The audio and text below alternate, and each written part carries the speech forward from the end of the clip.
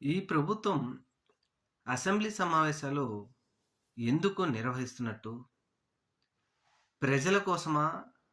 లేకపోతే జగన్మోహన్ రెడ్డి గారిని దుర్భాషలాడటం కోసమా?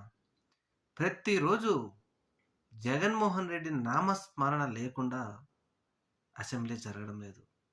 ఈరోజు కూడా జగన్మోహన్ రెడ్డి గారి మీద అనుచిత వ్యాఖ్యలు అప్పట్లో జగన్మోహన్ రెడ్డి వాళ్ళని అవమానించాడు, వీళ్ళని అవమానించాడంటూ మాట్లాడుతున్నారే గాని, ఆంధ్రప్రదేశ్ రాష్ట్రంలో మెడికల్ కాలేజీలు పేద, బడుగు, బలహీన వర్గాల ప్రజలకు దూరం చేస్తున్నారు. రైతులకు యూరియా అందటం లేదు. విద్యార్థులకు ఫీజు రీయింబర్స్‌మెంట్ ఇయ్యట్లేదు. పేదవాడికి ఆరోగ్యశ్రీ ఎత్తివేశారు.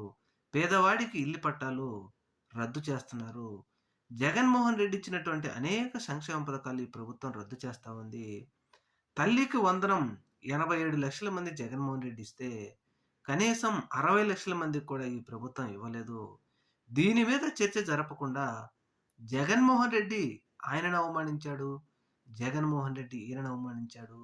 జగన్మోహన్ రెడ్డి సైకో అంటూ ఈ ప్రజాప్రతినిధులు మాట్లాడుతా ఉన్నారంటే, 164 సీట్లొచ్చి అధికారాన్ని చేపట్టిన ఈ ప్రభుత్వానికి 11 సీట్లొచ్చిన జగన్మోహన్ రెడ్డిని చూస్తే తడిసిపోతుందంటూ ఇప్పుడు నెటిజన్లు విపరీతంగా విమర్శిస్తూ ఉన్నారు.